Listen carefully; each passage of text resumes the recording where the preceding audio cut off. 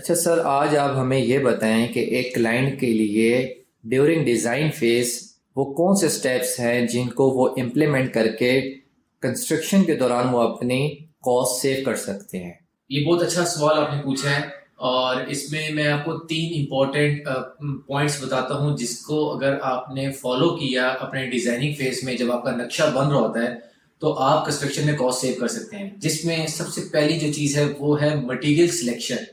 अक्सर जब आप 3Ds बनवाते हैं अपने इंटीरियर डिजाइनर से, इंटीरियर की एक्सटीरियर की आप एलिवेशन बनाते हैं, तो उसका जो मटेरियल होता है वो, उसकी जो सोर्सिंग है वो आपने अपने डिजाइनर से पूछनी है कि क्या ये मेरा अवेलेबल है मेरे सिटी में, मेरे शहर में, या ये मुझे बाहर से कहीं मंगवाना पड़ेगा। सेकेंड, इस मटेरियल की कॉस्ट कितनी है जो आपने 3D में दिखाई है। देखने में तो बड़ी खूबसूरत लग रही है, लेकिन क्या वाकई ये इम्प्लीमेंट भी हो सकेगा? ये 3D अगर मैं ये मटेरियल खरीदने जाऊं तो इसकी जो है ये लोकल मटेरियल में आता है, ये इंपोर्टेड मटेरियल में आता है, तो इसकी कॉस्टिंग भी आपने डिजाइनर से पूछनी है।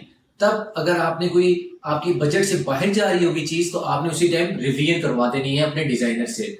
अगर आप ड्यूरिंग कंस्ट्रक्शन एग्जीक्यूशन के दौरान आप जब चेंजिंग करवाएंगे, उससे भी आपका बजट आउट होगा और आपको डिफिकल्टीज फेस करनी पड़ेगी।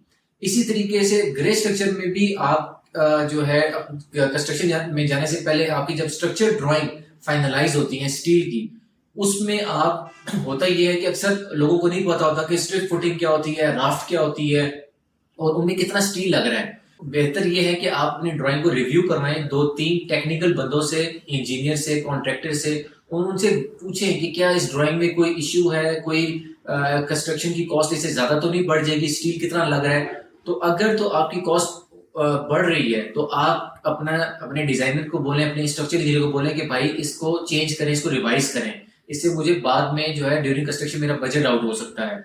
होता ही है कि बहुत सारे लोग ड्राइंग लेके कंस्ट्रक्शन फेज में आ जाते हैं और फिर उनके जो है इश्यूज आना शुरू हो जाते हैं कॉन्ट्रैक्टर के साथ, मटेरियल बजट आउट हो जाता है। तो इन चीजों का आपने ख्याल रखना है डिजाइनिंग फेज में। इसी तरीके से जो थर्ड इंपॉर्टेंट चीज है जो आप कर सकते हैं वो है एनर्जी एफिशिएंट आप अपना घर बनाएं। और वो किस तरह हो सकता है कि आप इलेक्ट्रिकल ड्राइंग बनवाएं। हम भी डिजाइनिंग का काम करते हैं, हमारे पास अक्सर लोग आते हैं, हमें इलेक्ट्रिकल ड्राइंग कहते हैं, आप स्किप करते हैं, इसकी जरूरत नहीं है। हालांकि आज के दौर में इलेक्ट्रिकल ड्राइंग बड़ी इंपॉर्टेंट है। आप इलेक्ट्रिकल ड्राइंग के जरिए अपने सोलर पैनल्स की प्रोविजन रखवा सकते हैं, उसकी केबलिंग, वायरिंग, कहाँ पे वो उसको प्लेस करना है।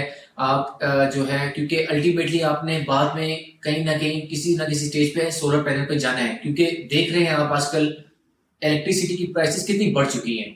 तो आपने अपने आप को एनर्जी एफिशिएंट की तरफ जाना है, अपने कॉस्ट को रिड्यूस करना है।